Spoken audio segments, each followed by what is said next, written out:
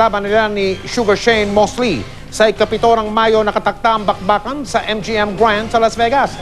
Didepensahan ni Pacman ang kanyang kampyonato welterweight ng WBO o World Boxing Organization.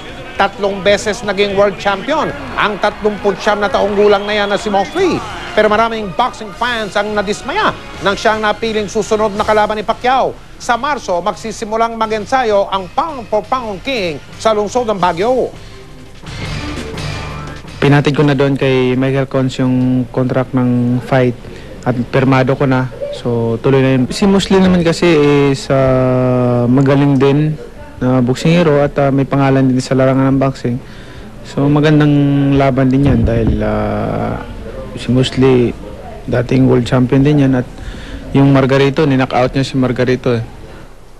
Samantala, kababalik lang po sa lungsod ng General Santos si Pacquiao at ng kanyang pamilya. Nagbakasyon sila sa Australia at sa Japan bilang bahagi ng pagdiriwang ng kaarawan ng kanyang misis na si Jinky.